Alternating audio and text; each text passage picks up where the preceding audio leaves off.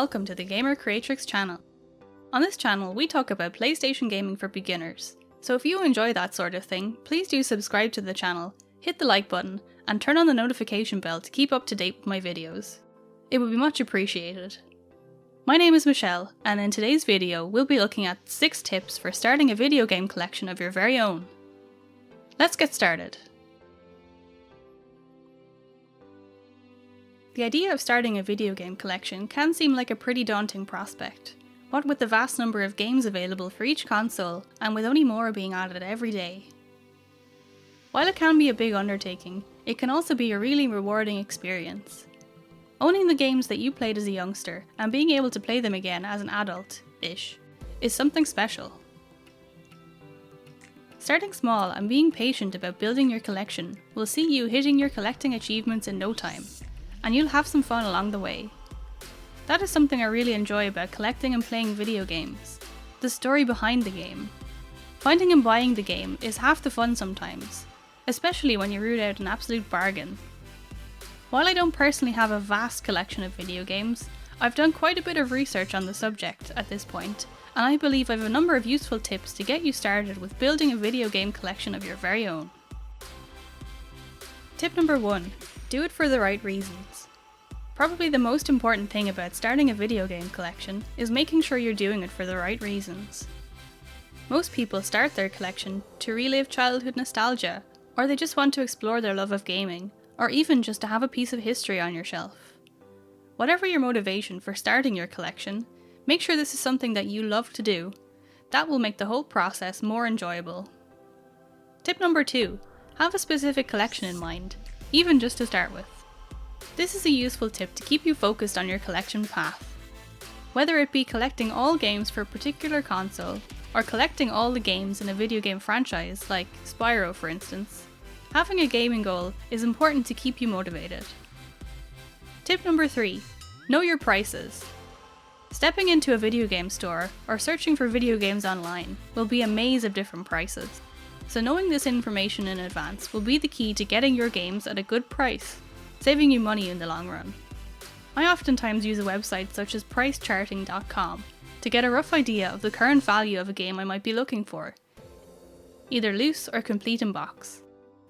That way, if I can find a game in a charity shop or a pawn shop that's less than that price, I know I'm getting a good deal. Tip number 4. Stick to your price. I've been there many times before.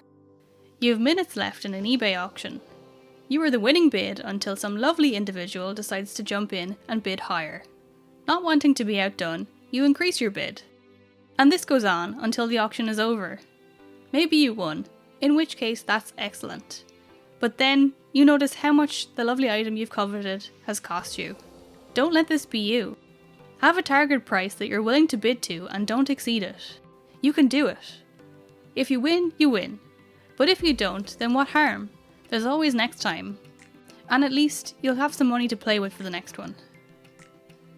Tip number 5. Search in lots of different places. eBay, local buy and sell websites, charity shops, pawn shops, even your parents' attic can be a place to find some great games. If you see something in the pawn shop and you think it's a great deal but you're not sure, then have a quick search online to see if you can buy it cheaper elsewhere. If you can't do this, take a look when you get home to be sure you're getting the game at the best price.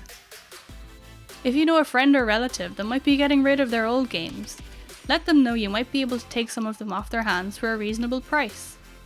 There's opportunity to buy video games almost anywhere. Tip number 6. Be patient. This is definitely the hardest item in this list to follow. Being patient and letting certain purchases slide can be heartbreaking, I know. But if it's not meant to be, it's not meant to be. Don't just buy a game because you're there and it's there in the same place. Think about things logically before you part with your cash so you don't feel instantly guilty about your purchase. Bonus point here, don't be mean. Be kind and respectful to others. They have the same interest in gaming as you at the end of the day, and life would just be too depressing if we didn't all get along as gamers. If, for instance, you find a large haul of video games, just buy what you need, and leave some of the other gems for other people to find. You'll get there. If you take on board some or even all of these tips to starting your game collection, then there's no telling how far you'll go. You may even branch out your collections to other areas. The only limit you have is the space in your house. That's all for this video. If you're new here and enjoyed this video, please do hit that like button, as it tells YouTube this is a video worth watching. As well as that, why not consider subscribing to the channel for more great videos? Thanks for watching.